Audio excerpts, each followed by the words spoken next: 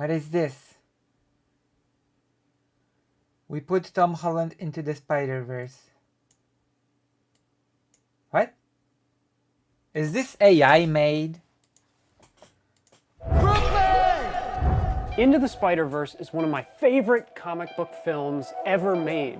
It made huge leaps in bringing... It's actually an amazing film. It's the best Spider-Man film. FAKP is fake Alec Kyle Parker.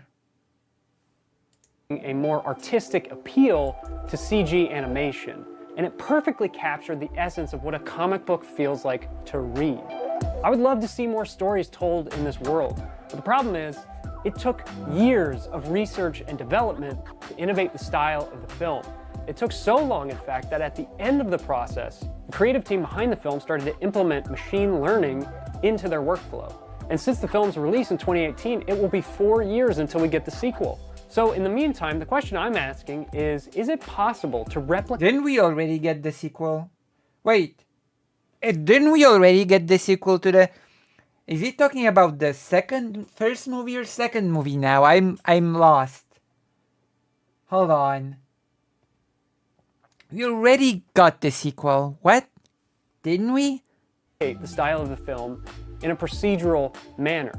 We've been experimenting with a lot of AI tools here at the studio, in particular AI image generation. Last week I had a huge breakthrough with a program called Stable Diffusion, and I think this method will allow us to tell a story in the Spider-Verse universe by letting us take a real piece of footage and taking it into the Spider-Verse. Dean, you have something cool to show me, right? I'm not looking I do at have something cool to show you. I don't want you to spoil it. We put out a video called The Death of VFX. You broke new ground with AI image generation. I found some new ground, and I'm gonna break that ground now in front of you. Here is my first test. Wow. It looks like you're in Arcane. Yeah. Like, this stuff usually looks like garbage. And yours doesn't look like garbage. Doesn't it though? Doesn't it?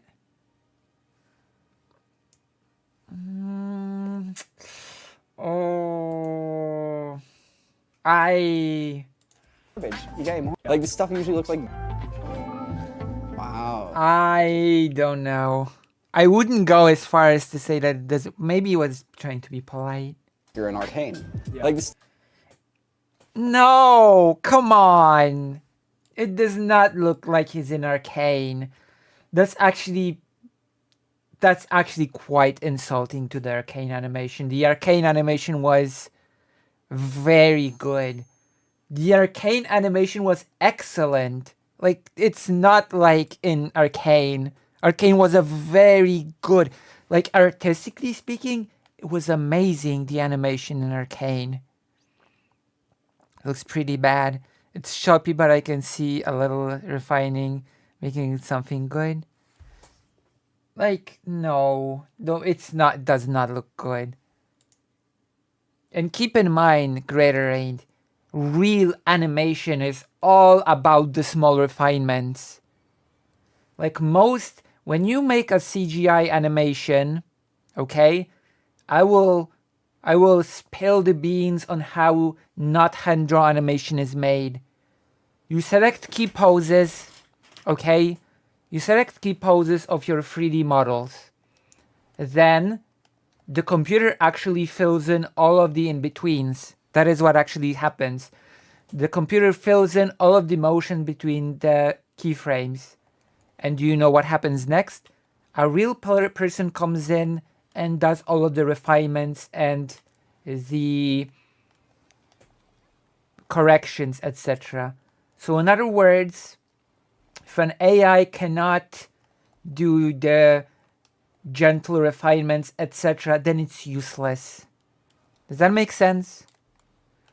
Until the AI can actually do the refinements and work on the animation, then it's useless. Right, yeah. So it's like, actually animating CGI is all about those refinements. That's the main thing that you do. Maciej Koczorowski, he looks like one of those characters from Salasam. Oh my god. That's rough. Stuff usually looks like garbage. And yours doesn't look like garbage. It does a bit. This is me What? in the popular film Man of Steel. That looks really good. That's like deepfake level quality. I call it the stable fake. The stable fake. The closest we got to like an animation run through Wait. Fusion that looked anywhere Wait, decent. hold on. That's like deepfake. Steel. That looks good. You got any more? Let me show you a little more. This is me What? in the popular. This is, but it doesn't even look like you. It's, film Man of Steel. That looks like this stuff usually looks like it doesn't even look like you. and yours Like, it looks different than you. look like garbage. You got any more? Let me show you a little more. This is me What? in the popular film Man of Steel. That looks really good. That's like deepfake level quality. No. Stable fake. The stable fake. The closest we got to like an animation run through Stable Diffusion that looked anywhere decent was like the low poly Right, yeah. test. But even then, it's like I agree with this, all I over the guess, place. Just yeah. every once in a while, there's a glimpse like, oh, that almost worked. But if you could fix that, you basically make it so people can make animations without having to actually hand draw every frame. They can just take video, and you appear to have fixed it. How are you doing this? We're applying a process that you have used previously. When you were running those deepfake, the program you were using, Deepface Lab, would kick out these stabilized face sets. Yeah. I applied that process here, did a track of the face, punched in on that, exported that, and then ran. But do they know how animation works? You don't draw every frame in CGI animation. That's the whole point. You don't draw every single frame. You just select, you take a 3D model, you select the keyframes, and the computer does all of the rest. You don't, what?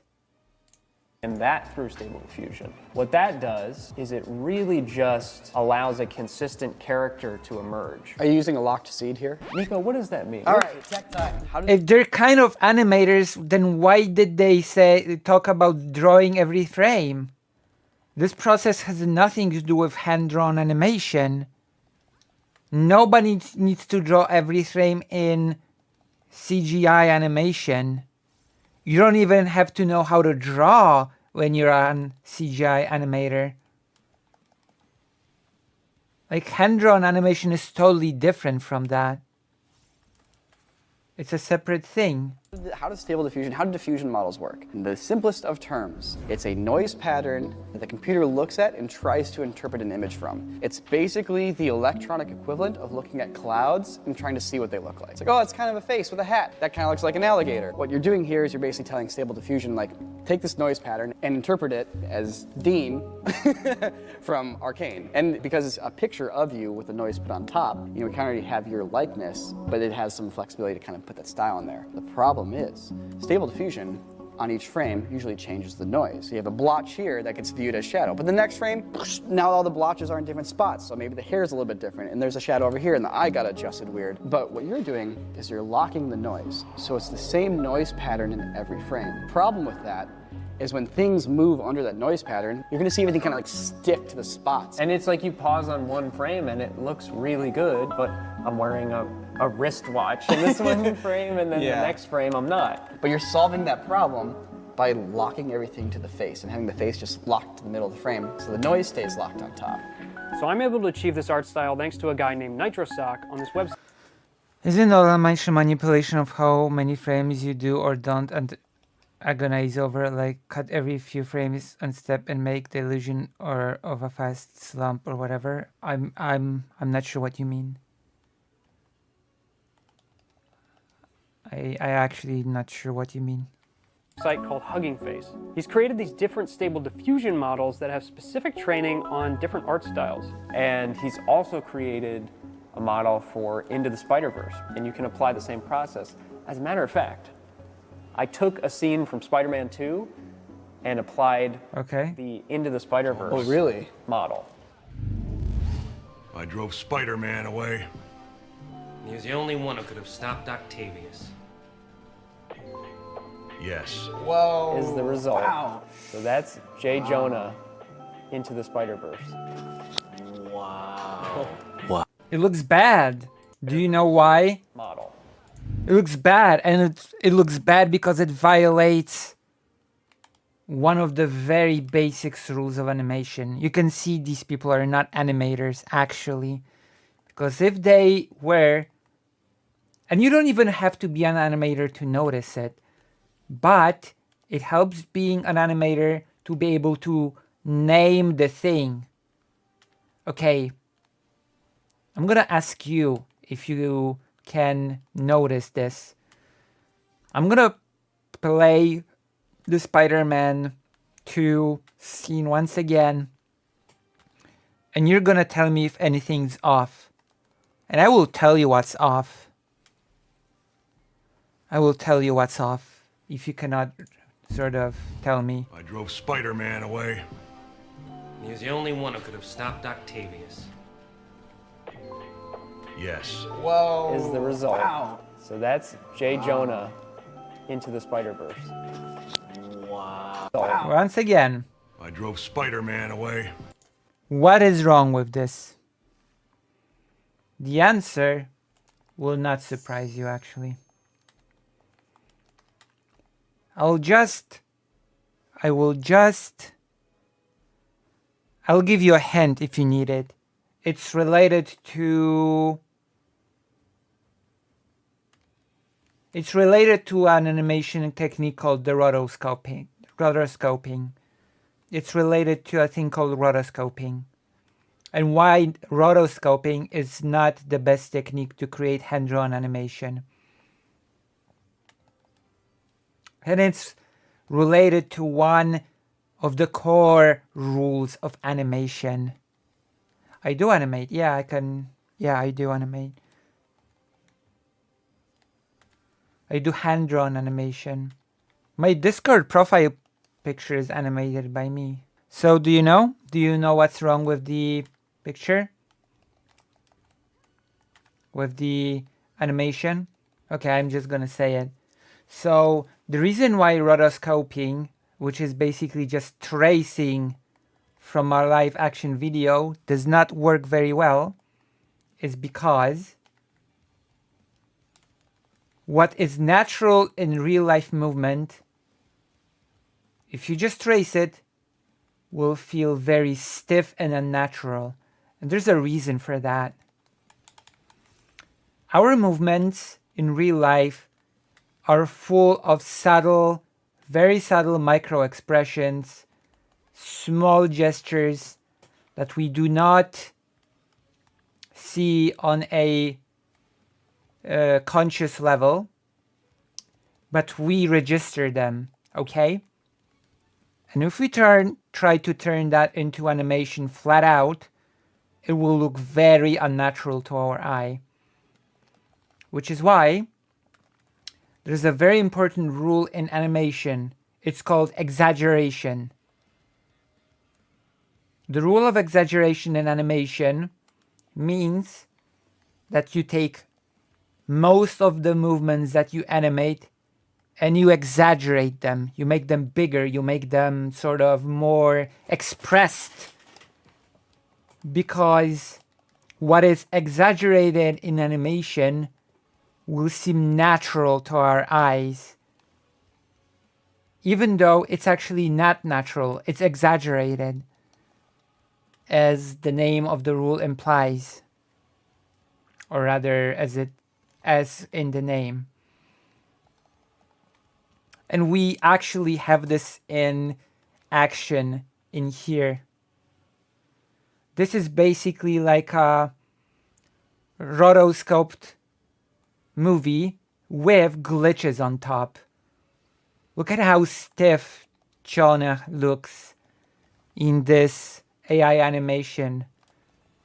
The movement of the lip is minimum, which looks very weird and unnatural. Look, let's see again. Model. I drove Spider-Man away. It looks very bad. Yes. Looks very what looks pretty good in live action because the face is full of micro movements that, you know, happen all the time. When you just do this rotoscope style process, it just looks bad. And then we have the AI glitches on top of it. Does that make sense? To actually make this good, a person would have to step in and exaggerate the facial expressions, etc. Like basically do the whole speech, the facial. Is the result. Wow. So that's J. Jonah into the Spider-Verse. Wow. The face is the most important thing, and in the face, the eyes are the most important thing. I can see where he's looking, and I can see what he's thinking. I really want to. This is really amazing because this was actually a presentation of what I was talking about. The comparison of the CGI to the actual face. Like that was amazing that they actually showed the faces side by side and literally just illustrated what I was talking about. Amazing, thank you. Wow. This was actually what I really needed, this comparison. What looks natural on a real-life human look extremely stiff and unnatural when you translate it to animation. And of course there's a reason for that. Because you do not copy all of the micro movements, etc. that happen on a real face. So you're saying an animator would do that intuitively, whereas the AI can't intuit that because it's not human. Well, humans don't do that intuitively either. Like when you study animation, you study the rule of exaggeration. You learn to exaggerate the poses, the expression, etc. You exaggerate it.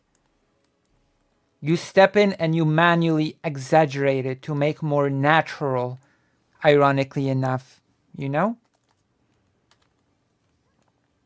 And the AI simply translates all the expressions as they are in the movie.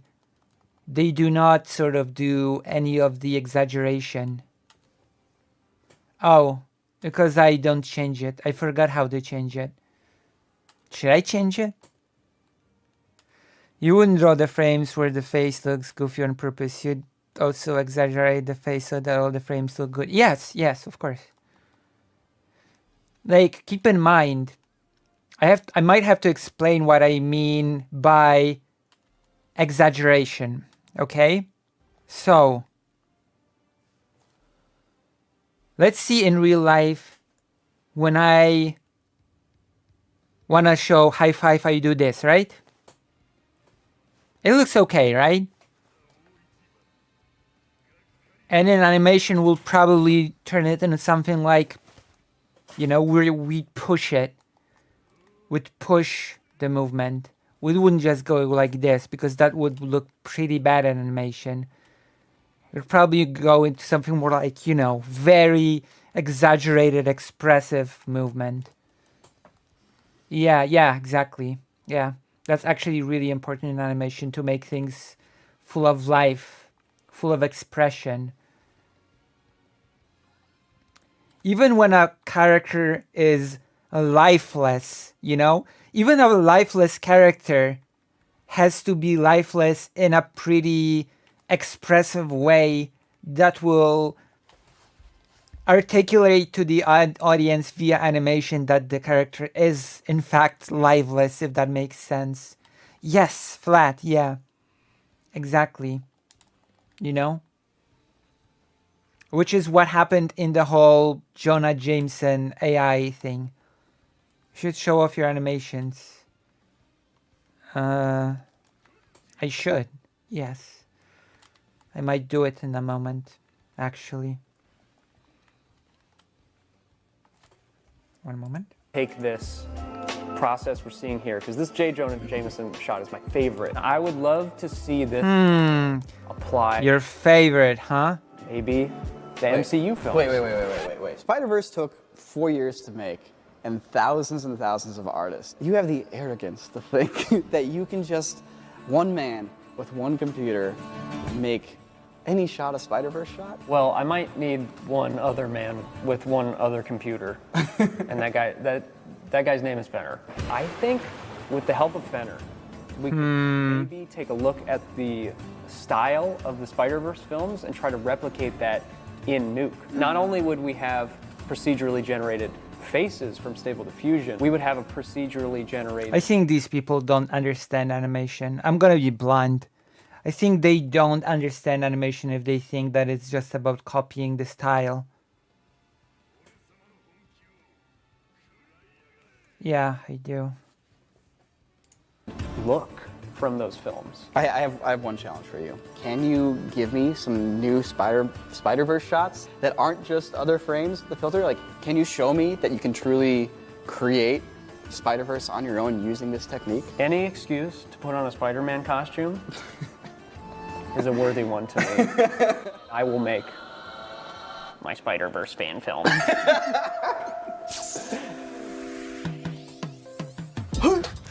All right, Fenner. We have decided to move forward, putting the MCU into the Spider-Verse. We're gonna pull up the movie and we're gonna dissect it frame by frame and figure out how can we build a system that procedurally replicates that look so that we can plug a shot in and it look like it's coming out of the Spider-Verse. Animation isn't about the look.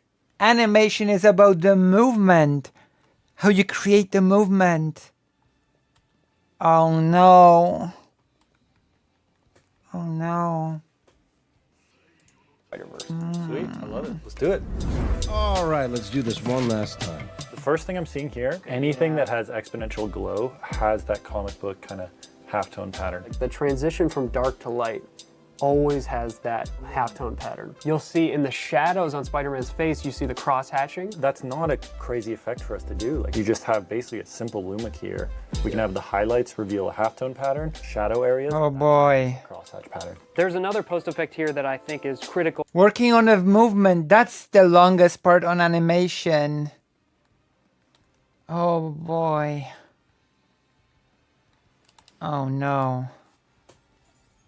To achieving the look. You guys can see in the deep background, the colors begin to separate and break apart, and that's chromatic aberration. Without using depth of field, this allowed them to create a separation between the subject and the background. And also, this is the sort of stuff. I just want to note that they're not talking about the animation at all. They're talking about creating animation without talking about animation at all. Which, oh no. Adding in like the Spidey sense squiggle lines and stuff. Yeah, and here like motion blur is, it's almost kind of like a ghosting, stepping. So that's something to pay attention to as well. A lot of times in the movie, the foreground character will be on twos, so they'll move every other frame, but the background is on ones, and it'll move every frame. Anytime we have a character on an abstract background, we should totally do twos. The biggest thing about this film's aesthetic... Wait, I'm sorry. I have to listen to this again. Only do two. Move every frame. So they'll move in the movie. The ghosting, stepping. Yeah, and here like motion blur is, it's almost kind of like a ghosting, stepping. So that's something to pay attention to as well. A lot of times in the movie, the foreground character will be on twos, so they'll move every other frame, but the background is on ones, and it'll move every frame. Anytime we have a character on an abstract background, we should totally do twos. The biggest thing about this film's aesthetic, they embraced imperfections. They brought imperfections back into CG, which is so perfect. Whether that's the offset lines you see on a character's iris or sudden pop frames that are from a completely different art style, all of these things lend themselves to AI-generated imagery. Well, I feel like we have it. No, it does not actually. Because in Spider-Verse, each frame was done deliberately.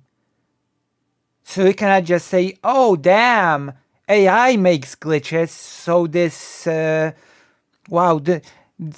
is great because AI makes glitches that are sort of like this. No. That's no. You're just looking at the frames and not the animation. They just really think of it as art. Like, those were chosen deliberately where you change the style, etc. You cannot just say it's good for AI because AI randomly changes things. themselves to AI-generated imagery. Well, I feel like we kind of... All of these things lend themselves to AI-generated imagery. No, they actually don't. They actually don't. Have it. Highlights are going to reveal our halftone patterns. Shadows are going to reveal crosshatch pattern. Chromatic aberration. Chromatic aberration for separating out background from Oh boy. Also paying attention to those style frames, and that's just like maybe we run like 3 frames through Stable Diffusion. Just lean heavy into the Jack Kirby art style, lean heavy into like an anime art style. Like I think what we need to do is test this process on a shot from No Way Home to see if it's actually possible to bring a real Spider-Man Also, you're not creating new animation. You're just... into the Spider-Verse. All right, guys, we have our first Spider-Verse test ready to watch. Yes, please. 2, 1, go. Wow. It looks like he's in the Spider-Verse. No. Oh, dude! Holy smokes! It's like it's so consistent. Yeah, Fenner just did like a little bit of magic on go. Oh boy. Wow. It looks like he's in the Spider-Verse. No. No. Actually, no. The style to begin with is totally different. Dude! Holy smokes! It's like it's so consistent. Yeah, Fenner just did like a little bit of magic on it. And then it just looks perfect. It looks like something that a professional animation studio created for Across the No! What? Spider-Verse. So with this Andrew Garfield test working, No, no, it does not. I think we have our Hello, Maya Major. and we're ready to start diving into this Spider-Verse short. We're gonna write and edit a little piece using footage from the MCU films and Into the Spider-Verse. Wait! And Fenner's gonna take You cannot just use existing footage. What? You're supposed to create a new piece of animation. So this already disqualifies it. What do you mean we're gonna take some footage from elsewhere? What? You do realize that a lot of the thing was actually, a lot of the creation process was creating the new scenes, planning the new scenes, storyboarding, etc.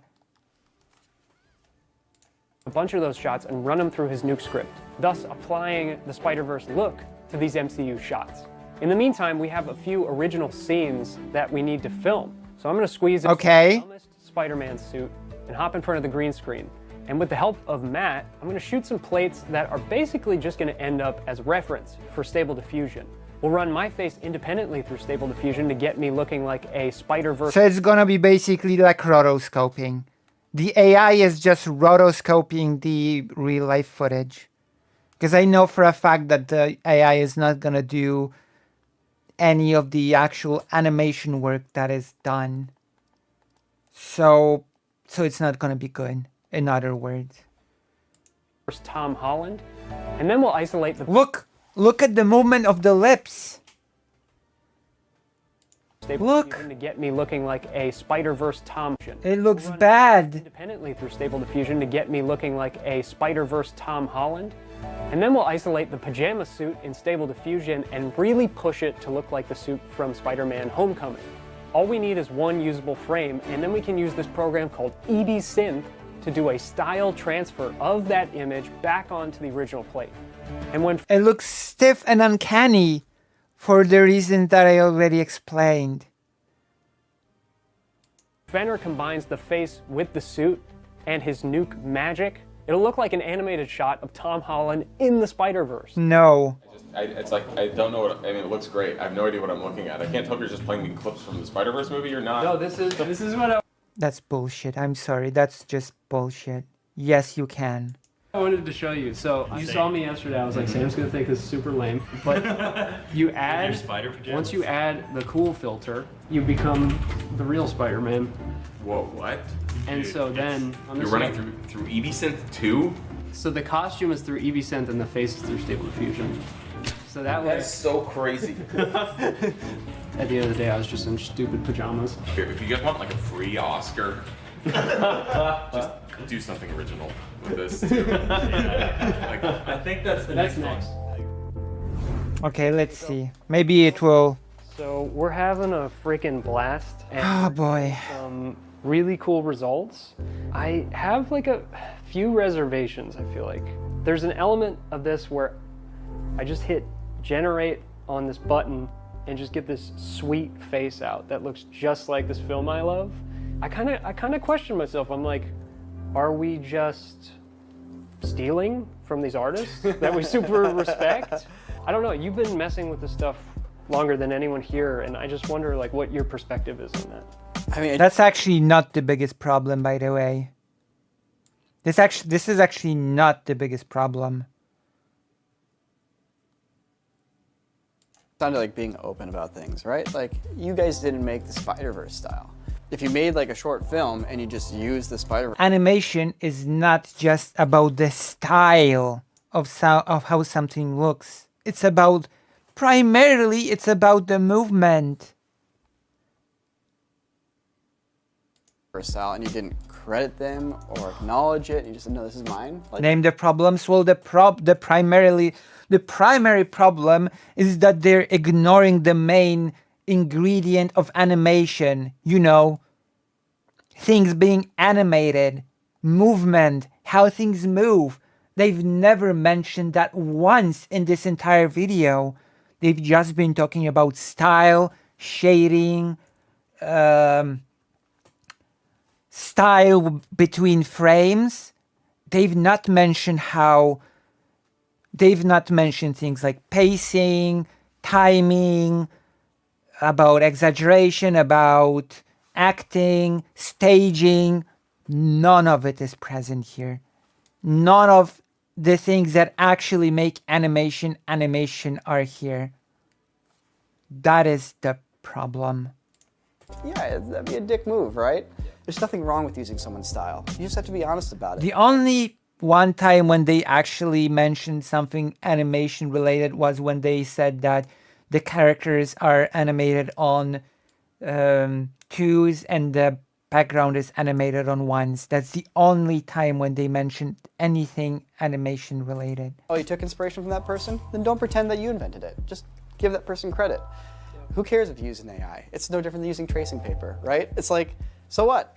Like, give credit where credit's due. So you're saying that you're tracing, and you do know that rotoscoping, when done mindlessly, will just create shit results because of the reasons that I've been talking about all this time.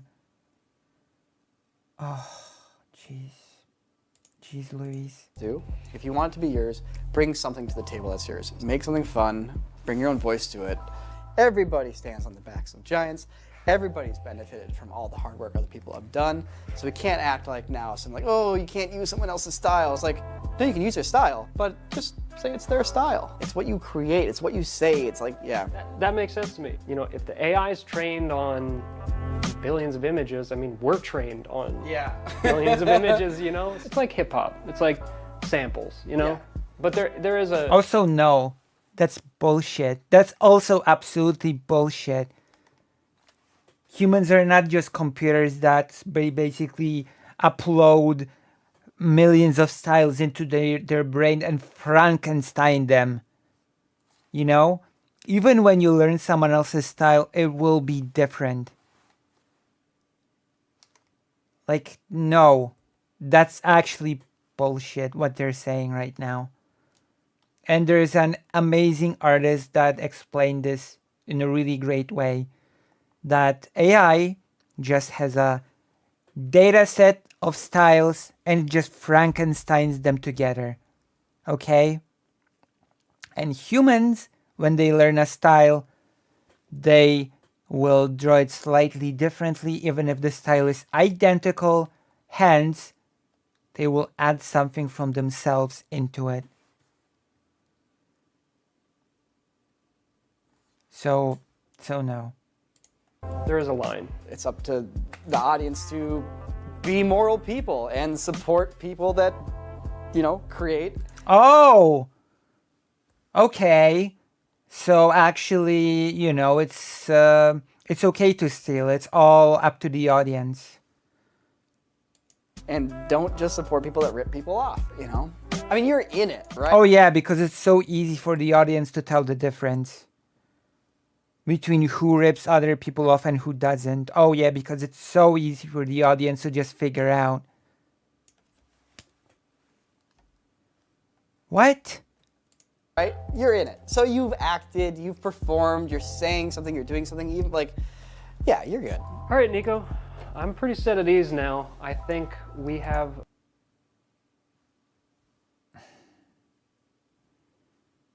I mean, what were they supposed to say here? No, it's actually unethical and it's shit and we shouldn't do it. Of course, they're not gonna say that. the creative energy now to wrap this piece out. And I can't wait to show it to you. So we are using AI at every level of this piece, from AI generated roto to AI generated images, all sorts of crazy things. But the main thing we're doing with AI is we're using it as a tool. We're not using it to create this entire piece. It's not actually, taking away creativity. It's actually enabling it. You're right. You're not just taking the piece. You're basically just stealing other people's piece, and then you're right.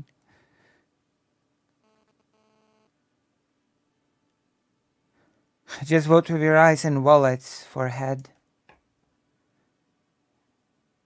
In particular, this shot here where we have our Peter Parker being sucked into the Spider-Verse. Basically, what I was able to do was bring our PNG image sequence into Stable Diffusion and run every single individual frame through as a different art style. So it creates a really cool effect. Another thing we're doing to blend these two different... No, it doesn't. It looks like shit. This thing that was shown here looks like shit.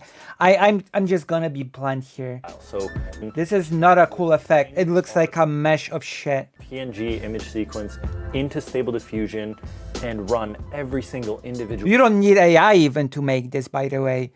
You don't even need AI to create something like this. There's no need for AI to create something like this. Frame through as a different art style. So it creates a really cool effect. This is literally not something that you even need AI for. Another thing we're doing to blend these two different cinematic universes and art styles in a cohesive... Like, this is basically, what if we used AI to automate rotoscoping? That's it. This is just automated rotoscoping, unironically. You know what rotoscoping is, right? I used the term a few times, but I'm not sure if everybody knows what rotoscoping is. Do you know what rotoscoping is? Yes or no in the chat, if you know what rotoscoping is. I do. But Lucy, this makes it all futuristic. John thumbs. No. Okay. So rotoscoping is basically if you take a live action piece of media, you take a live action film and you just draw over it frame by frame. Okay, you trace the frames of a live action thing. This is what rotoscoping is. When you just trace the live action footage to create animation. Right? And what they have been describing throughout this whole thing is quite literally just automated rotoscoping. The AI looks like at the live footage and just rotoscoped something else onto it. That's it. Rotoscoping is nothing new, innovative, or anything. And as I've explained many times during this segment, if you don't do it with a brain, the results are uncanny and natural and bad. Cohesive way is basically taking parts of the Spider-Verse that are really iconic, such as these Kirby dot elements, we actually start to see those really cool graphic images from the Spider-Verse appear in our real world scene. So once our Peter Parker is This is just seizure inducing. I'm sorry. appear in our real world This is just seizure inducing. It's not cool. I feel ill looking at it. scene. So once our Peter Parker is sucked into the Spider-Verse, we When your animation makes people ill, that's not a good sign. need to kind of take some iconic MCU shots and reimagine them in that classic Spider-Verse style. Rotoscope. You say reimagine, I say rotoscope. We're basically taking our foreground characters and making it so that only every second frame of them is animated. It's something that the Spider-Verse movie uses to sell that 2D animated look. That is, by the way, also not something that you need AI for, to make something animated on 2s. Yes, it is. Despite it being CG characters. What I'm also doing is adding in that little comic splash. We added So you're rotoscoping and you're basically just slowing it down. That's it. Because animating things on 2 makes them slower. So you've just basically rotoscoped and slowed it down. That's it. this big kaboom element behind when the little drone explodes. Another example of how we're kind of pushing the graphic style in this video to take some of that Spider-Verse feeling is You're not pushing. See, this is, oh God, we have, like when they show the actual animation, you can see what I mean. This is not some rotoscope bullshit. style in this video to take some of that This is actual animation is involved in here. Spider-Verse feeling is a shot like this where we're really going over the top with all the graphic elements. We basically took this Hulk from Ragnarok, ran it through Stable Diffusion to generate our face here. It just made this such a, graphic looking shot. He has the white outline around him. So we just rotoscoped it once again. He's got, we went in there and rotoed specifically his teeth so they really pop. So you can see here as we step through, we're not just basically, And you don't need AI for this, by the way. taking the Hulk and throwing a Snapchat face filter. You've just automated it. We're actually taking these images, breaking them apart, rebuilding them, piecing together Yeah, it's already CGI animation. Yeah. different graphic elements, and ultimately adding on our own kind of look and style to this thing that's inspired Now look at this. the incredible art that was done for the Into the Spider-Verse movie. So we still have a bunch of work to do on this project before it comes out this weekend, but because we did all of this work on the front end using all these AI tools, we're able to basically just be in this sandbox where we can pull all these different images that we've created using AI and create this really awesome final collage of images. Fenner and I have been cranking on these Spider-Verse shots. Almost every shot of this piece we've edited together is a VFX shot. We're essentially They don't understand animation. making an animated short film. And it hasn't just been us. Jordan has been working on some sick renders, and Peter is working on the final shot of the piece. So we're getting really close to the finish line, but I realize it's not complete unless we have as many Spider-Men as humanly. Oh. Will you mention animation at any point? And for that, we're gonna have to do a deep dive on the most obscure Spider-Man. So, we are sitting down here for a very important reason. We are going to find all of the Spider-Man. We're gonna find all of them. And we're gonna figure out which ones will appear into the Spider-Verse. Now, they're working on the sequel to Into the Spider-Verse. Spider-Man 2099 is in the trailer, but we gotta get the cream of the crop. You gotta get the ones that truly reward the die-hard. 70s Japanese Spider-Man. Yes. Was that a freeze frame in the actual thing? I mean, It's that. So we got that guy, of course. I just thought of one. Remember this game, dude? When we were kids, this was like Cutting edge. cutting graphics. edge. You're like, this is real. Yeah. And the whole city's like a cloud. I have one that I'd like to submit, and it might be the greatest Spider-Man of all time. Golden Sponge Cake Spider-Man. He can only shoot Hostess snacks. Yes! Yes! It was supposed to be, I guess, like a cross promotion, but then it became canon. Who would win? Golden Sponge Cake Spider-Man versus Superman. You can only shoot Twinkies. Yeah, he's going in there, son. Do you have another I like believe it's the PlayStation 1 game. crazy one like that? Oh, maybe you're familiar. I think they call him Spider Monkey. Marvel Apes. Marvel Apes, that's what it's called. And honestly, Stable Diffusion puts hands for feet anyway, so. What if we grab a shot of Caesar from Planet of the Apes? We EV synth a Spider-Man costume onto Caesar. Yeah, And then you. That looks awful. it's pretty good. He'll be on the list. Yeah, I think we got it, guys. I'll edit the final sequence together. Hopefully, we'll be able to fit them all into the piece and fulfill the promise that everybody's home. All right, everybody. I hit a button on my computer a week ago. And a video has popped out. And Fenner and I did nothing. That's true. That's not true. We spent a lot of time on this, and we're really excited about it because there's some cool new tech in it, but also there's a lot of love I hate this so much. for the original Spider-Verse film. I hate this so much. I just want to hop into it, see what you guys think. Hey, what is this place? It's the nexus of the multiverse, kid. Now shut up, because I don't remember which potion to put in this little cup. Oh yeah, this is the one.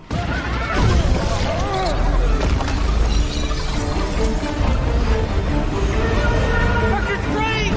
What's happening to me?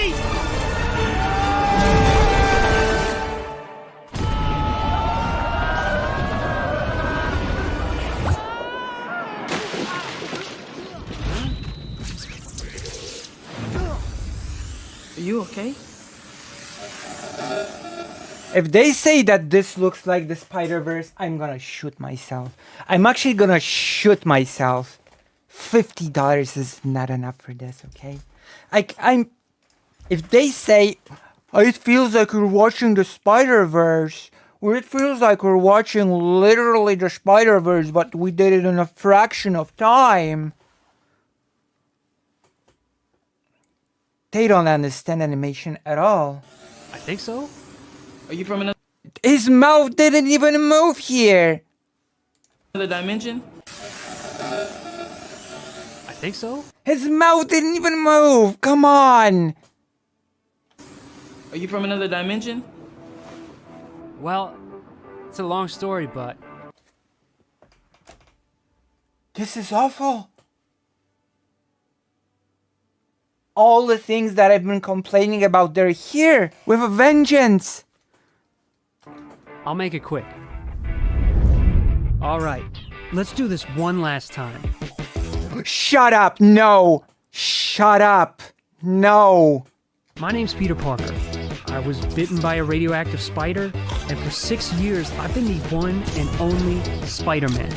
Well, I was dead for 5 of those years, but that's another story.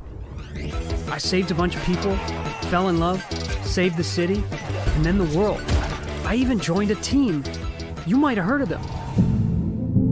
Nah, not them. This is what happens when someone that has no clue about animation wants to make animation. Also, we had Hulk, Thor, Black Widow, Scarlet Witch, Doctor Strange, Black Panther, Ant-Man, Falcon, the Winter Soldier, Vision, and oh, that guy with the bow and arrow. And I'll never forget my mentor, Mr. Stark. What else? They use so much rotoscoped footage. Animation is not rotoscoping. What the f- They were supposed to create an original short. Oh, there was this big purple guy. His chin kind of looked like... This looks... I'm gonna be honest. Do you know what the worst part about this is? Do you know what the worst part about this is? You can clearly see which parts of this are rotoscoped from existing footage, and you can clearly see which parts are original footage. This right here, right now, this is original footage because it looks much worse then all of the footage rotoscoped from existing material.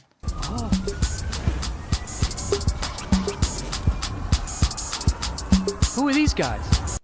This looks awful. Yes, I've been given money to watch this.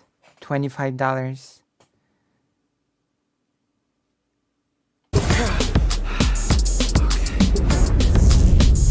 Pizza time.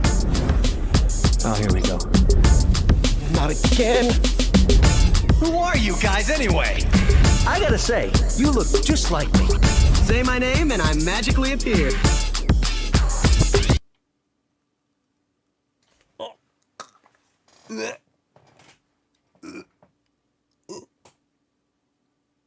What? Who's next? I'm gonna put some dirt in your eye. Oh my god. Is this still part of the experiment? Beware my tasty hostess snacks!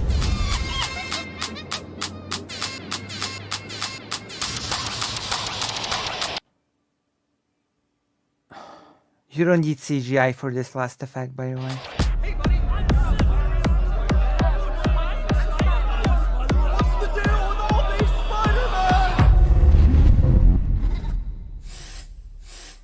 If they start saying, "Oh my gosh, this feels like the actual movie,"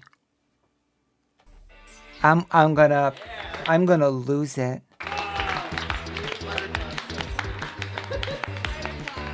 That might be like the best use of Stable Diffusion up to this point on the planet.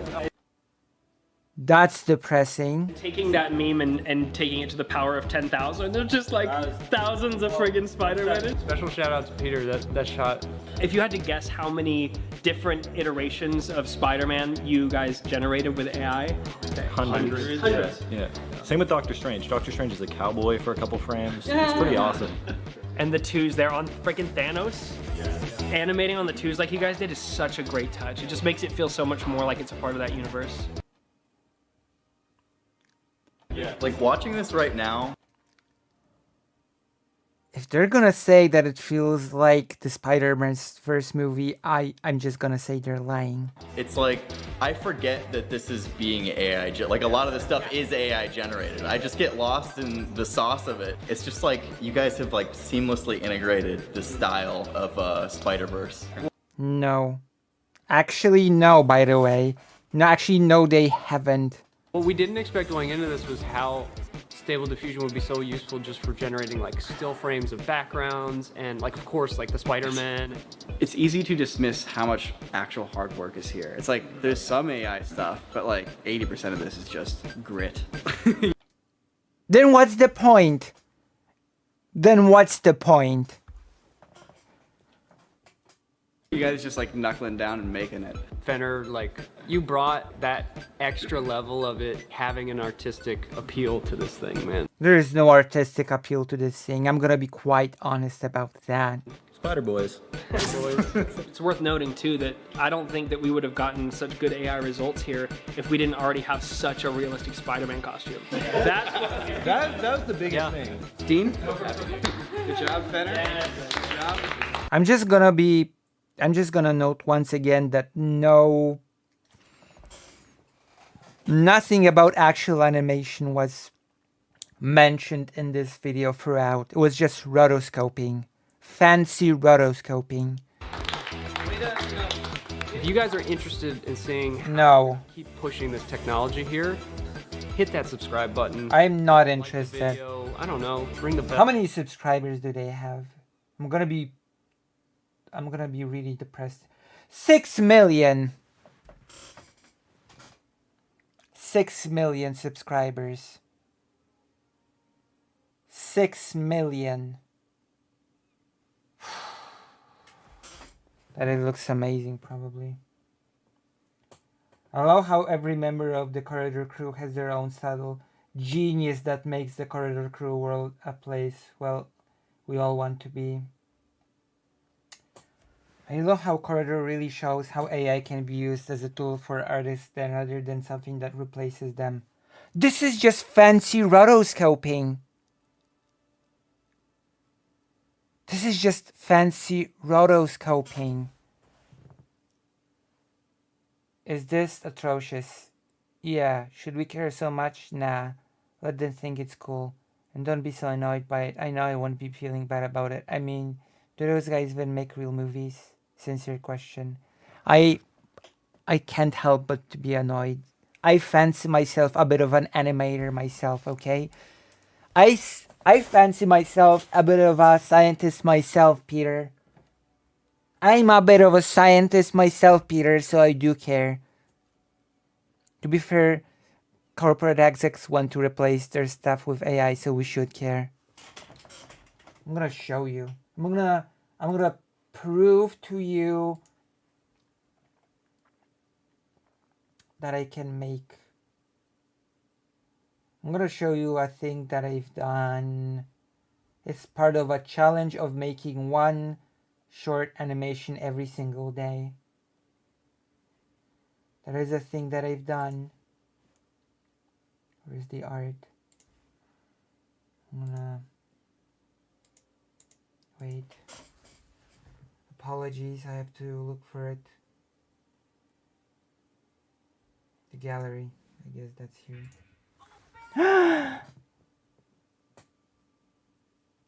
$50, boy. You're gonna hate this one. Okay, we're gonna watch it, but first I'm gonna have to show you I don't know what I make.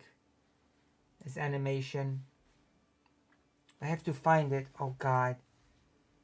I have to find it. Okay, let's see. I'm gonna show you a few of the daily animation things. Look. Even, I'm gonna be honest, this is pretty chaotic, and I'm gonna say, I don't know what you call it. I'm gonna toot my own horn, and I'm gonna say that it's better than the AI thing. I'm gonna toot my own horn here, and I'm gonna say this still looks better. It's not very good, but it's still better than the whole AI thing, okay?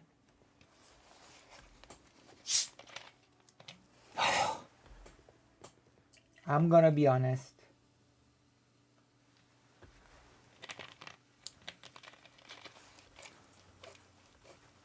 Hey, I'm the most wholesome giggler.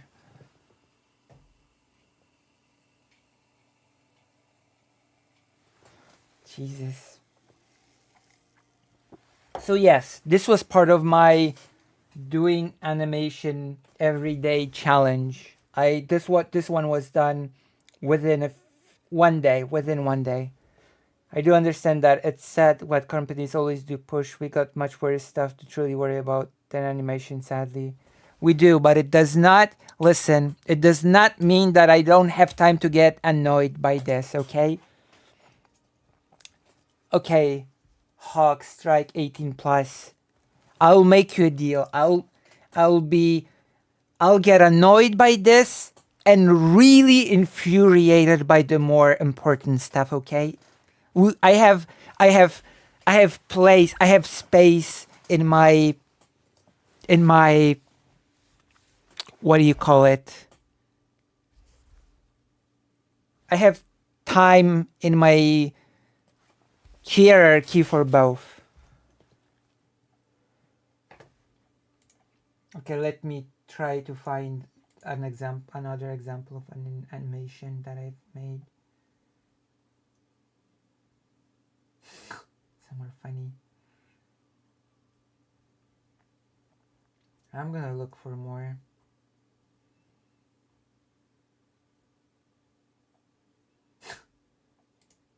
Some are really wacky, but gosh darn, you know? Gosh darn, gigglers. This is also done within one day. A loop.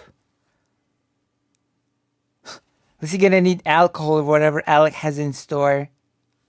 See? This is like a loop. Jump. I'm gonna look for some more. A few last ones. Some of them are more stylized. Like Sailor Moon one that I've made. Here you go.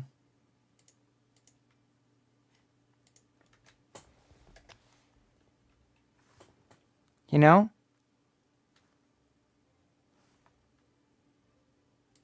And of course there's this loop. This is gonna be the final one. And then I'm gonna go to the toilet and then I'm going to watch that video. See, so I do some animation. I do dabble in animation, okay? So I did study the technique. I did study the technique. I did study the rules of animation. Was it rotoscope? Was it rotoscope? No, it was not rotoscope. Also, I'm gonna type in. It was not rotoscoped. It was just, I looked at the live footage and I drew it myself. It was not rotoscoped. The timing, the everything, I worked on it myself. Might have presented a wrong message, just said these because I used to care too much and nitpick more. I definitely agree with the activism part though, and it's nice to know how people care. I'm so glad. So I'm glad. But yeah, it's okay. It's okay to tell me to calm down a bit, I guess. Because I'm gonna get mad now. Also,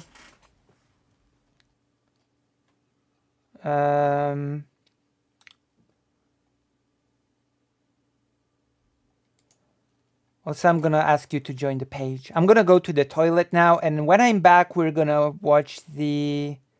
And yes, you can send me art, of course. You can send me art. Of course you can. So I'm gonna be right back from the toilet. I'm gonna go cry in the toilet, and then I'm gonna be back for more punishment. My goodness. Also, subscribe to the channel. Always subscribe to the channel. The hair animation looks great. Thank you. Thank you. It is not AI. I'll be right back.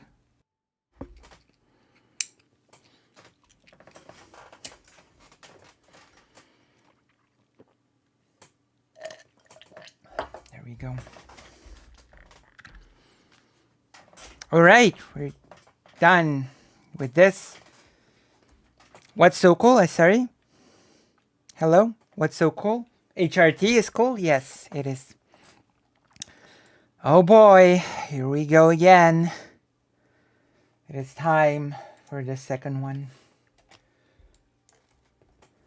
Wouldn't it be cool if you could film yourself and easily turn it... Oh no! It's this? ...into anything you want, like a cartoon. Like a rotoscope. Oh, God. Ah, thank you. Hungry sucks too, though. I'd hear some rant of that kind since you did the title. Oh, you will. Oh, you will. We'll be talking about Poland today, don't worry. We will be talking about Poland still. Have you emailed where to send images? You can send it to the email that is in the description of the YouTube. I actually did put an email in the YouTube. Like, what if this could just be a means of capturing performance, and you can visualize whatever your imagination wants afterwards? This kind of... Like, I swear, these people don't understand how animation works at all. They just think animation is fancy rotoscoping, when it's not at all. Limits creativity is only accessible to films or animations with multi-million-dollar budgets. But like, this person thinks that mocap means that no additional touches are being done. That's so far from the truth. Part of our humanity to try to visualize things that don't exist. Like, let's talk about traditional 2D animation, cartoons. Yes. The most creatively liberated medium is also the least democratized. It takes incredibly skilled people drawing every single frame of your movie to make it happen. But I think we came up with a new way to animate. A way No, you have not, actually. to turn reality into a cartoon. And it's one more step towards true creative freedom, where we can easily create anything we want. So how do we do this? How do we turn a video into a cartoon? Well, we've been making a series of videos where we experiment with AI image processing. This is similar to AI image generation, but in our case, we are transforming images rather than This looks horrible. generating them from scratch. So one of the newest pieces of technology is a machine learning process known as diffusion. At its core, the diffusion process lets a computer generate an image from no... You wanna know the worst part? They actually talked to big names in the industry and told them the same thing you're saying now.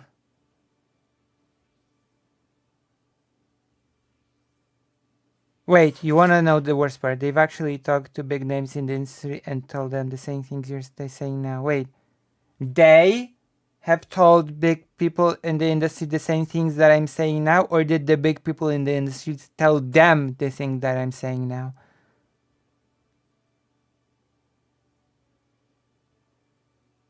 You have to elaborate for me, please. Elaborate. Elaborate, please. Please do it, please. No, the big names told them. Oh, okay. Interesting. I like to see that. Now that's the thing that I want to see. That is the thing that I would like to see. How the big names tell them the thing that I'm saying right now. Which are basically the things that anyone who does animation knows, by the way. Okay? Like, anybody who does animation knows this, because animation is not about style. They are about motion and how you create the motion. Okay, let me check the email.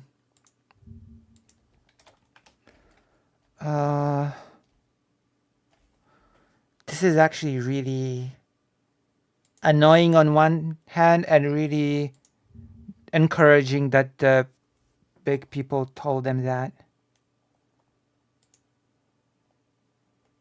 Oh yeah, that's actually really nice art. Yeah, that's actually really nice. I might just...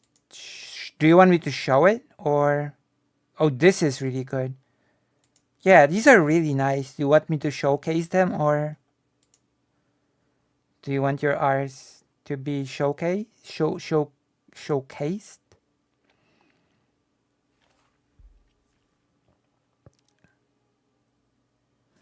Okay, let me see.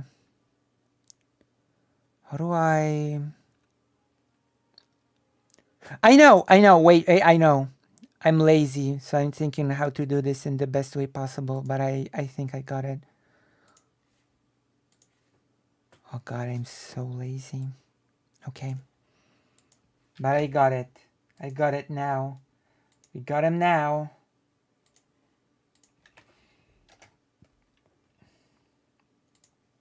This is really good. And AI free, I assume. This is the art. It is satisfying to see actual pros agree with you. I don't apply your own pro, I just don't know yet. I am a super pro. I am the most professional amateur in the universe. Alright, let's continue with the video. Noise, much like how we imagine an image from an ink blot or looking at clouds. So if we take a picture we already have and we put a little bit of noise on top, we can have the computer clear up that noise while drawing in new details that weren't So rotoscoping, fancy rotoscoping. there before. It's a lot like looking at a picture and squinting your I'm gonna do a segment dedicated to your art. eyes and trying to imagine you're looking at something else. And if you squint a lot, well, what you're looking at becomes really fuzzy, and you can imagine that you're looking at something different. So current technology can do this, amazingly with one image. So why haven't we seen it applied to video? Should we be seeing mind-blowing? Because animation is more than just rotoscoping. That's why. Animation is more than just about rotoscoping. The way you apply the motion is very, very deliberate in animation, okay? You plan the timing, the spacing, you time it out. Okay? It's the difference of the movement in animation being, and it's the same movement, okay? I'm taking my comb thing and I'm doing either this movement or this movement or this movement. That's a big difference. There's a big difference between these movements, okay? There's a big difference between punching the table like this or punching the table like this or like this. It's different timing, a different pace, and those choices are done deliberately. You cannot just trace one-to-one live action footage and expect it to look good.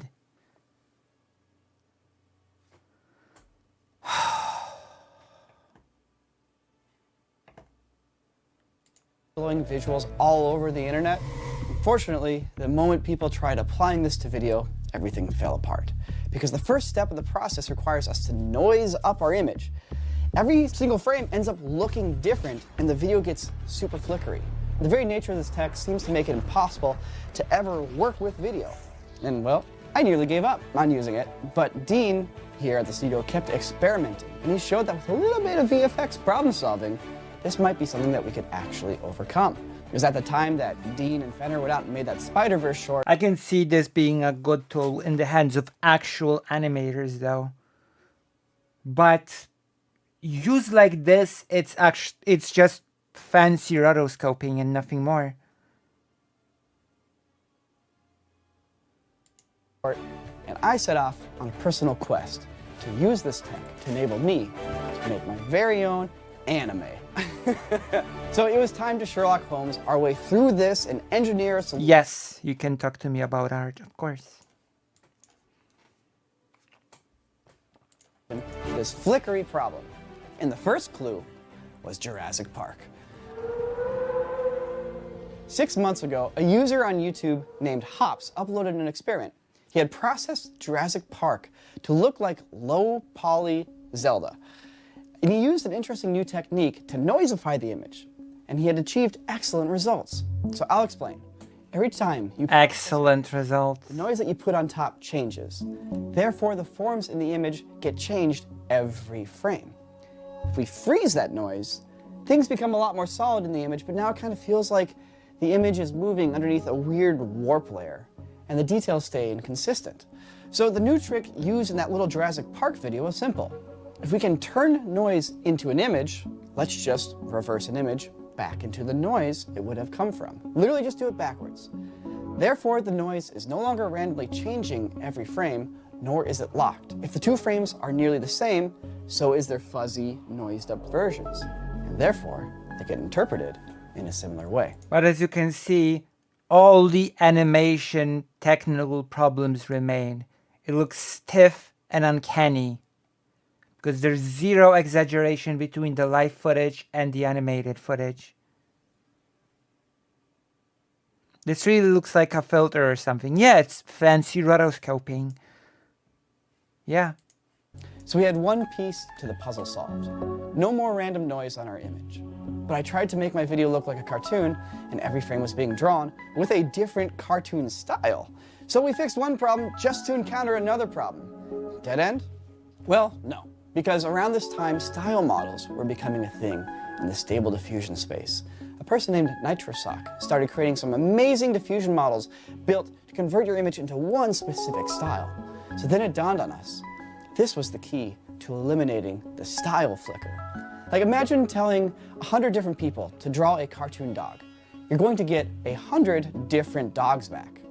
Now imagine giving everyone a character style sheet saying, draw a cartoon dog exactly like this. The images are going to look a lot more similar. So we had to train our own model, specifically on only one style that we wanted to replicate. Another big step forward, but it only uncovered another new problem. On tests I performed on myself, the features on the face were still changing and jumping all over the place. What about the actual main problem? The animation. How about that? What about that problem? Because all of this is talking about the look, the visual. None of it is talking about the movement. None of it is talking about the motion. They actually don't even see the problems with the motion, which is most infuriating. I think people should be dissing AI instead of being too excited, to be honest. But as always, I'm gonna wait to see and before forming a real opinion, judging unlike most. Like the biggest problem to me is that nothing about the motion is being discussed here. Nothing. So the idea hit us. We made a video where we trained ourselves into a diffusion model so that we could tell an epic fantasy story. Why not do that here? I trained a model to not only replicate a specific style, but also specifically know a character, me. I trained it on images of me wearing the same clothes on the same green screen background that I was using for my test sequence. And suddenly, boom, everything locked in. The consistency between frames was hugely improved. Well, almost. It still wasn't quite perfect. But we're VFX artists who have worked with crappy video files. I mean, of course it's not perfect. You're ignoring the most important part of animation, the motion. We must have a tool in our arsenal to deal with light flickering. So we applied the DeFlicker plugin in DaVinci Resolve, and we set it to remove flickering light. And it was that simple. Suddenly, we were there. It was working. We had a consistent, moving, emotive cartoon character. And it was all just driven with video of us on a green screen. Whoa, man! I think we've cracked a work. Except one problem, it looks uncanny. And I've already explained a lot of times why it looks uncanny. For getting something that looks like a cartoon, and it's pretty bonkers. It doesn't look like a cartoon. It's working, you know. I think we could do maybe a couple more experiments, but it's like ready to rock. I think Nico has figured out the key to creating a consistent character. So now it was time to make that anime that I've always wanted to make. Because as you've seen on the channel, we have our anime videos, anime fidget spinners, anime self-driving cars, anime bass. Because I see many praising it in an absolute and one-sided way, like most of the time with most topics. Every frame is an uncanny valley. Yeah, because there's animation principles are not being applied here. That's why. That's why it looks uncanny. Because when you translate real-life movements into animation, it will look uncanny. It's one of the most basic animation rules. But they're all filmed for real because we don't run an animation studio and it's very hard to do so these days. So I've had this idea forever. Anime, rock, paper, scissors. And anime is especially exaggerated, just so you know. What is the ultimate rock, paper, scissors game? Two twin princes, born at the same time, equal claim to the throne. And it must be decided that day if the king has died. And rock, paper, scissors must happen. So we wrote this short film. The next step is to treat it like a cartoon, which means recording the dialogue first. So Nico, who are you playing today? I'm playing Philip, and I have no idea what voice I'm gonna use. I figured that we would start and saying like, Yeah, just go through a few lines, and then like we'll throw a filter or two on it to help nail the vibe. My character is Jules. My research here, I just remember the shot of Clint in here screaming into a microphone. I'm just gonna channel Clint today. Nico has said that you whisper and then you scream, and there's no in between. Full dynamics. You go really quiet, and you get really loud, and you do full volume compensation on there, so it just sounds like somehow you have this incredible presence where even your quietest moments are as loud as your screams. So Dean and I, we did the voice acting first. If there's one thing I hate, it's the choose a side and swing your silly, parroted, short-sighted, and subjective sword opinions mindset. Well, I'm not sure if I'm doing it, to be honest. Like I can see this as a tool if an actual animator did it, but as it's being used here, it's just rotoscoping, nothing else. And they're not gonna improve on the things that I'm talking about because they don't even perceive those things as problems to begin with. Which is a problem. And we just blew out our vocal cords, yelling as loud as we could. So after we did that, we then designed the costumes for each character, basically just went on Etsy and bought some goofy clothes.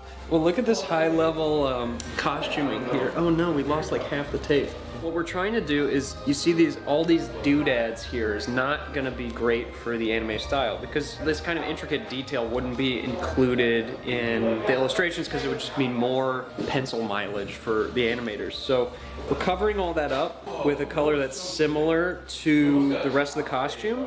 Once this is put into the animation space, all this jank gets covered up with beautiful illustrated lines.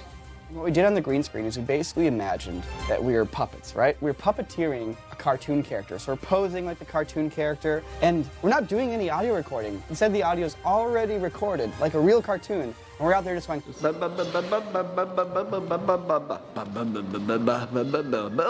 But you're doing regular movements.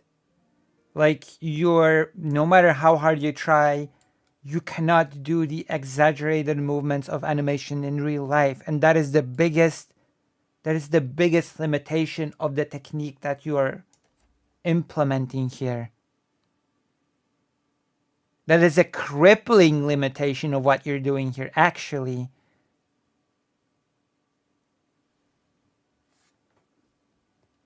True, fake Alec Kyle Parker, unironically. We're basically just puppets. Because, once again, we're trying. Like, the AI rotoscoping will not do anything more than your movements, and it's gonna create this uncanny valley effect. To treat it like a cartoon. They're gonna show it in a moment. They're just gonna prove me right in a moment. So there's a specific way we have to film this. And the biggest painful part about it is they don't even perceive this as a problem. They're just glad that they can make real life footage to look like something else. They don't even consider the animation part. Gathering assets, almost like we're gathering paper cutouts that we're going to then pose in our comic book. A lot of these shots are just us standing in a position, and we just need a single frame, because a lot of animation is just single frames of characters standing there against the background while you hear dialogue. And there's a couple of rules that we've discovered that we have to follow for this. So first and foremost, the style that we're matching, it basically has single direction lighting. It's not like you have characters that are painted with a beautiful edge light and a key light and a fill light and a different direction for an underlight. Like, to actually have to paint that stuff onto a cell would be a lot of work. And so a lot of cartoons don't do that. They just stick to a basic light tone, dark tone shading system at most. And oftentimes it's just a single paint color. At the end of the day, we get to take risks. We get to try things. Microwave and chef. Boy, look at this giant crew we have. Oh wait, we have like 2 people and an actor. Right? It's like, in Hollywood, you'd have 100 people on set doing a big movie. So we don't need costume department, we don't need makeup department, we don't need a crazy camera department. Right now, we're just being very, very simple and very, very straightforward and just focusing on the concept. Sam and I spent a lot of time God, I have to show you this, okay? I have to show you this because this is actually insulting to real animators. Did you know that all the classic Disney movies were actually shot live first? Did you know that?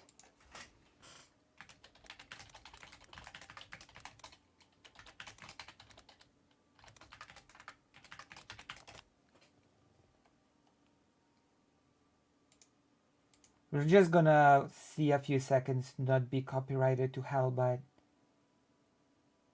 there's gonna be... And people didn't just blindly rotoscope it. People looked at the live footage and drew the things because animators understand that you need exaggeration. You cannot just copy the movement one to one because it will be uncanny. I saw some of it. Okay, look at this. Do you see the live action versus the exaggerated animated image? Do you see what I'm talking about? This illustrates it amazingly well.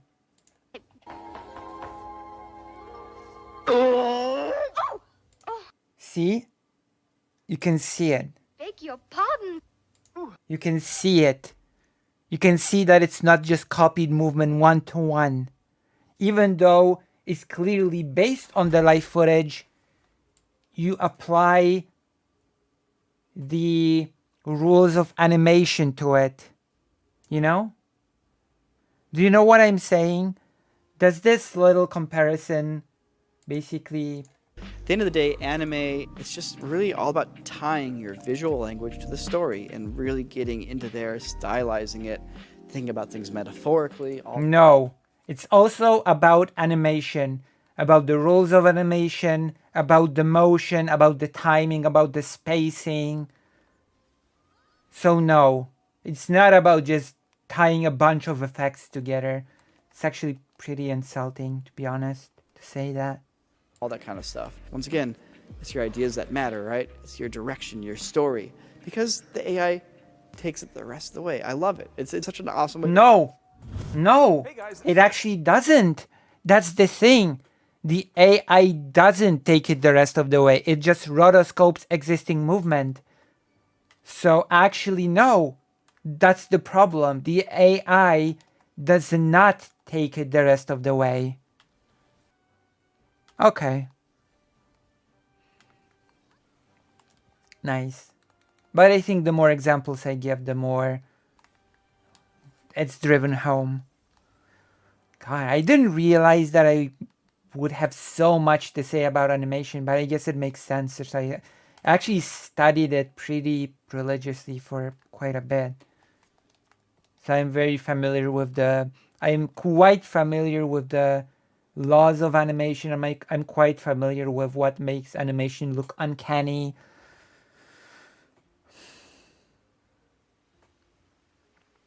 Yeah, it's true. So, we are commemorating the launch of this Anime Rock Paper Scissors video with an awesome limited edition shirt. It's only available for the next 7 days, available in tee and long sleeve tee. It's super cool. It's designed by humans. 6 million subscribers. 7 days only. These are limited editions, so snag one right now. Also, if you want a little tip here, come over here. So subscriptions to our website cost $3.99 a month, but subscribers get a 15% discount on all merch. So if you really want to get cool, you could go and subscribe to our website and then use that discount, and then basically it's the same price, plus now you have a free 1 month of subscription to our website. Just saying. Don't tell anyone I told you that. This is between us. Cool. All right. So now that I walked you guys through the theory and the techniques that we're going to try to apply here, let me show you the workflow that we came Yeah. And I've noticed you have not mentioned a single animation technique, which is bizarre considering that you're creating animation. That led us to 120 effect shots for this piece. So here's the video of me on the green screen, in costume, doing all the acting with the lip sync, right? So what we want to do is we want to have the AI basically trace this, to trace it in a cartoon style. Train a model. Trace it in a cartoon style. Do you see what I mean? Animation is not traced real life. That is not what animation is.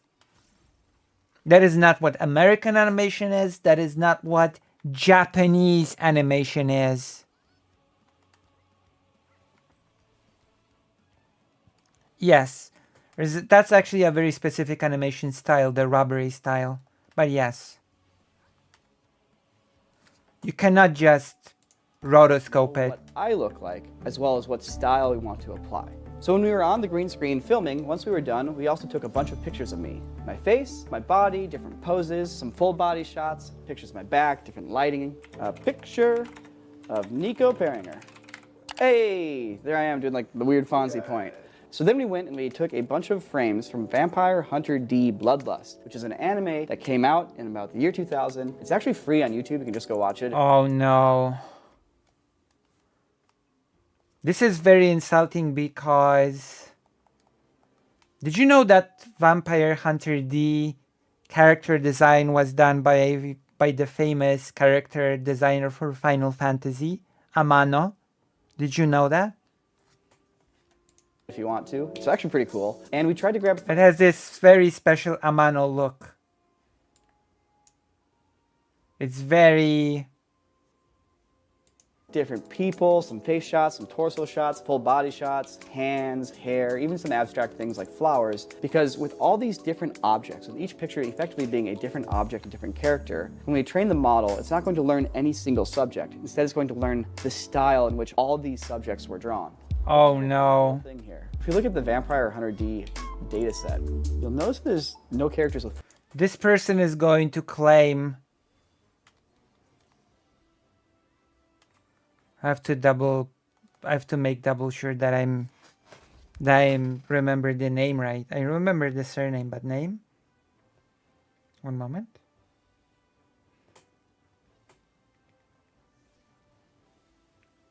That's right, Yoshitaka Amano.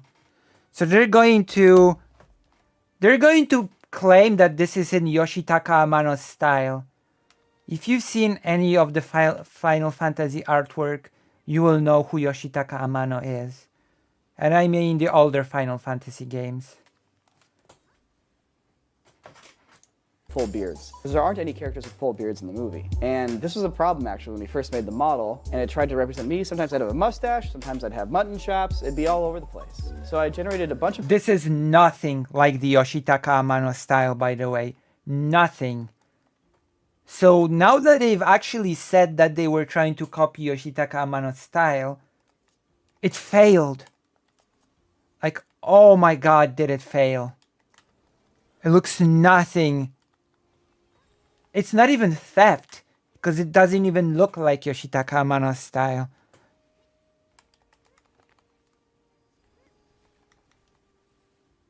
Yoshitaka Amano's style is extremely specific, extremely distinct.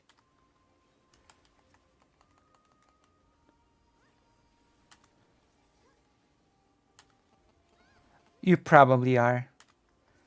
Okay, have you played any Final Fantasy games? Unless you've never played a Final Fantasy game, then you probably are familiar with Yoshitaka Amano. Oh, never? Okay, then you might not be familiar. I'm gonna show you then. We're gonna look up Yoshitaka Amano in a moment. Once we defeat the boss. Just defeat this last boss. Okay, it's not the last boss.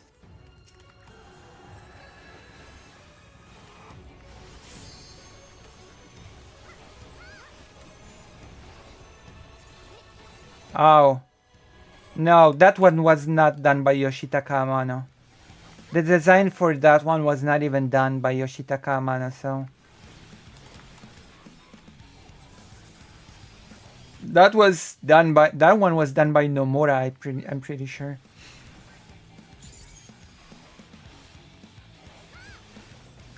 Also, I'm playing a very good Final Fantasy game right now.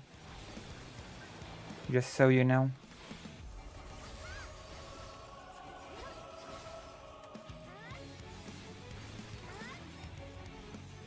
This is an excellent Final Fantasy game. 14. Even though it's like an MMO, it's really good. In fact, today I'm gonna show you the trailer for the new expansion.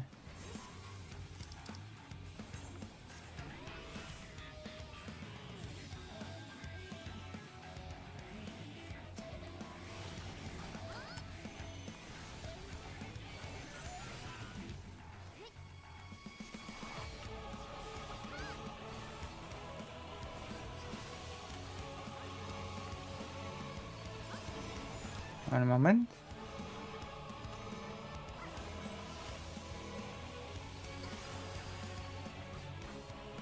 We've almost defeated the boss. The boss has been almost defeated.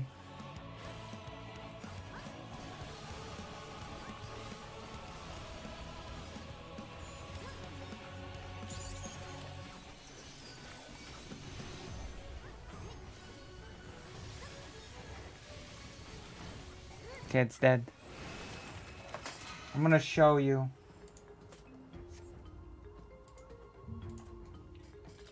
Yoshitaka Amano.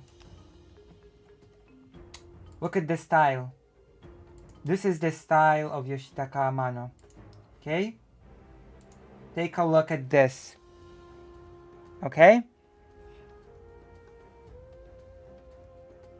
And now tell me if anything from this reminds you of Yoshitaka Amano's style. Tell me honestly, did the AI do a good job of capturing his art style? Because I'm gonna be honest, I'm gonna say no. I'm gonna say not at all, actually. Pictures of me, some of them look good, most of them didn't, but I took the good ones and I re-added them back into the data set and then trained the model one more time. I made a new one. Nico Peringer in the style of Vampire Hunter D. This looks nothing like Vampire Hunter D or anything Yoshitaka Amano made. Me, as an anime man. And notice it's got the costume details correct, it's got my face features correct. Looks awful. It's the same character every single time. At least consistent enough every single frame. So we got the model done, and now we can use this for all the shots of me. So I've just received a fantastic plate from Nico. What I'm gonna do now is take the individual images and we're gonna run each one through Stable Diffusion to get an animated character. You have our positive prompts, which are Vamp Hunt D, aesthetic, style, cell animation of Nico Peringer, man, beard, profile, fist, hand.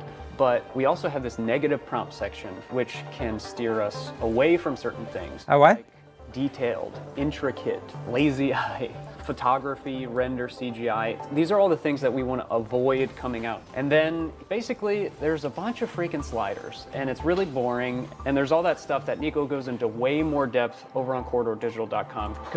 Because we don't want to bog you guys down here with the really silly specific stuff. But there's Oh boy. processes that are laying on top of that image to image process. And the output is this.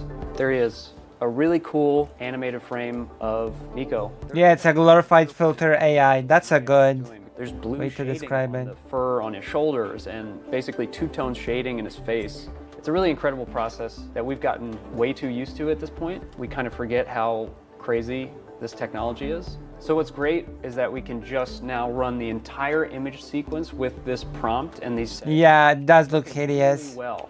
But you know, there's a few I do dabble into some Warcraft classic. janky frames, like his head just pops in for a second and then pops back out. Little inconsistencies, but they only exist on a single frame basis, you know? If only there was a way to kind of remove a little bit of this flicker and smooth out this sequence into a nice, consistent character. All right, so Dean's given me this whole image sequence now. Let's check it out. Not bad. It's a little flickery, but like it's consistent, right? You can see the character, you can see some of the mouth moving. All right, so I'm gonna take the shot, I'm gonna pop it open in Fusion here in Resolve. So the next thing we need to add is the deflicker. There's two different modes, one for time-lapse and one for fluorescent lights. And if we turn on the fluorescent light deflicker, check out the difference. Much better. And if it's not good enough, here's how we fix it. Copy, paste, paste, paste, paste. So now we have all these.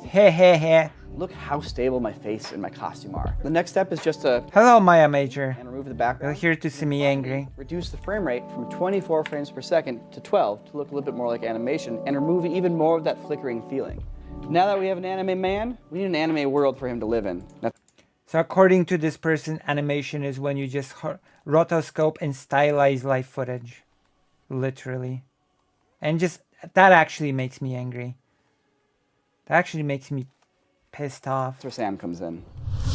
So very early on in the process, we're thinking, how do we get consistency in these shots? We want one environment, one location. So I'm using a environment in Unreal Engine as the foundation for everything. And just like the video, how we're taking a video still frame and then applying a style to that, I'm taking a render from Unreal and applying a style to that. That allows us to have consistency. We can go close up, we can do wide angles, all the same objects in the scene stay consistent. Here's our cathedral. If only you did any animation on the side of that Here. I project, think it was of that graphics project you're doing. Pack. The moment I saw the screenshot of this environment on the marketplace, I knew it was perfect. If only A little tweaking where there was any animation involved. here and there to make it match the vibe a little bit better. It is just bleeding with sweet, intricate, detailed Gothic style, and it's just ripe for taking cool pictures of. I have a camera placed for every shot in the piece, and if we go back out here, look at that. Look at all these cameras. Every single one of these cameras is a different angle for different background plate. So, shot 250, it's waist-up shot, maybe something like here-ish. Yeah, there we go. So I'm not even gonna render these out with like the normal renderer. I'm literally just gonna take screenshots of this stuff. So, screenshot, boop.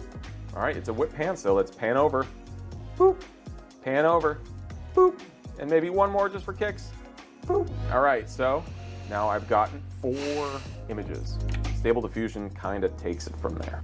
They bought the map, they didn't make it. Well, of all the different little prompts I've tried out, believe this one right here, expressive oil painting, dark, beautiful Gothic cathedral. At least delete this from your watch history quickly after you're done. 1990 90s anime movie background, oil painting, matte painting. Negative prompts, blurry.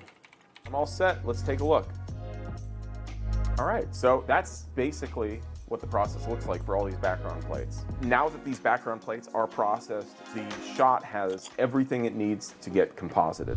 Basically in anime, there's no 3D moves. It's all either painted backgrounds or cell animated characters. So we wanted to stay true to that. So for these shots, we have a script that was created by Nico that has everything we need. It's got lens distortion, it's got glows, it's got light rays, it's got all this cool stuff. Basically we just drop our foreground, oh no, background, and the final output is pretty close to what you want. And you're just going is it so? And add a little bit of flourish. Here you can see I have the backgrounds that Sam made, and I actually just went into Photoshop and blended them together so you can see the edges kind of smooth out. I took those backgrounds and I just literally animated them scrolling past. Animated them. We've added some directional blur, some lens blur, and then we land on these 2 windows and do a final little push in. So once we drop Nico on top of that, you can see there's this very dynamic effect that's achieved just by literally moving. There's no dynamic effect. This does not look dynamic. 2D images behind him. On top of that, we have this cool plugin called Light Rays, which creates these beautiful rays of light, and we're using the plate of Nico to actually obscure those rays. So it really marries Nico to the environment. What we're also adding to emphasize this motion, we took some of the 3D elements of the candelabras from the Unreal scene, we isolated them, and we also turned them into kind of animated candelabras. So you can see here, as the camera's moving, you just whip a candelabra by as if it's in the foreground to kind of emphasize the idea that the camera is literally orbiting around in classic anime fashion to really emphasize the motion. We bring in these speed lines. Right here at the end, we have a couple more anime lines to emphasize the point, because that's a very important character moment. He's challenging my character. So all of that together with a little bit of lens effects. And then the final piece are these glows, which kind of emulate a film camera, because that's how anime used to be shot back in the days. Animation cells would be filmed through a film camera. So we try to emulate those glows. And after all that, we get a sweet shot that I can send back to Nico, and he can drop it right in the edit. There's only one problem with this. Yes, you have unfortunately caused this in a way. There's only one problem. The lack of any rules of animation applied, which makes the movement of the character. Okay, I'm just gonna say it shorter. There's a total lack of character animation in this. And character animation is a whole art. People study character animation alone. One thing I want to talk about is the democratization of this process. This is a situation here where we're looking at a piece of software that's free, that anyone has access to. A process here that we're sharing openly with everyone, because everyone's openly shared knowledge with us, with everyone. And the way this technology is developing, I want to be able to create really cool things. But the only way I can create really cool things is with the help of other people helping make the technology to create those really cool things. And so, since we've learned and are utilizing... You do know that you have to learn the technology, which technically speaking means it's not democratized either, but okay. An open source program with a lot of contributions from people, I want to give back and I want to contribute our knowledge and put it out there so that you can go and make animations. And people can experiment and improve upon the process, helping all of us get better. Yeah. In this video, Someone please actually add animation to the animation. I'm trying to make a point of really going through the process in a way that's interesting, but I'm not necessarily getting into a click-by-click tutorial. For those of you who want that, we actually have that on our website, corridordigital.com. I'll have a link in the description below. And of course, with everybody's support, that's why this video is even possible. That's why we're able to take, 4 or 5 people and spend 2 months just working on an anime about rock, paper, scissors.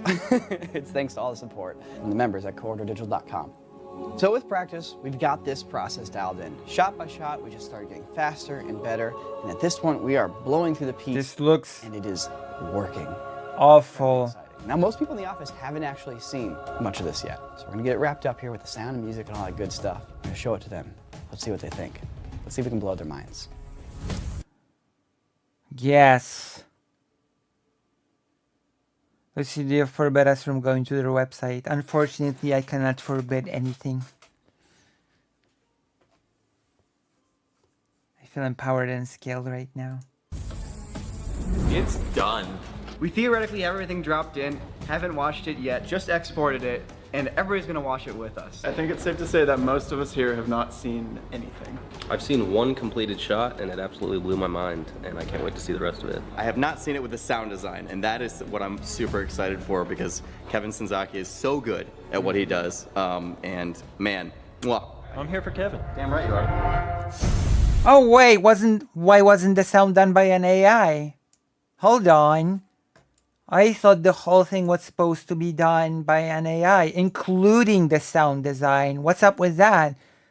Why didn't an AI take care of it?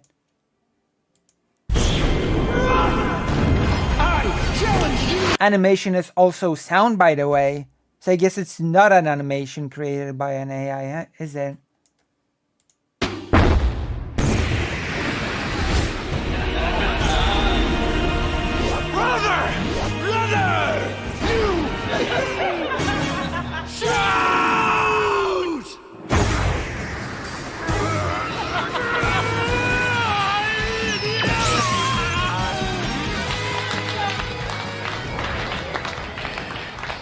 Feels like a real anime in real life.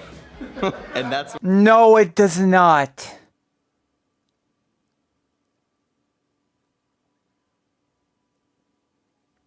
No, it does not. It doesn't. Maybe if I get enough donations. That's what it is. There's like all sorts of wacky AI jank that creeps in, but you're so used to it that it doesn't feel like jank anymore. The song that Sam Yes. for the ending. Yes, it does feel like jank because there's no animation in this animation. It's only rotoscoped. Fender made this amazing shot where my fist comes down and there's just this anime blast that happens and then you just have this drum roll coming. They're proudly bragging about blindly rotoscoping a piece of live footage and they're calling it animation.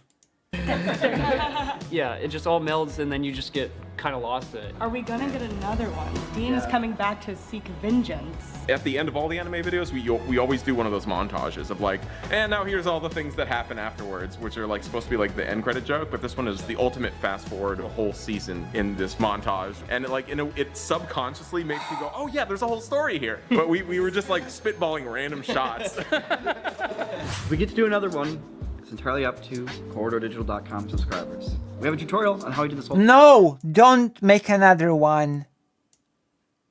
plus a whole bunch of other cool stuff. Please. Check it out, support us, help us make more stuff like this. Super cool. Nico, this is a fun video and all, but I'm genuinely curious. Oh!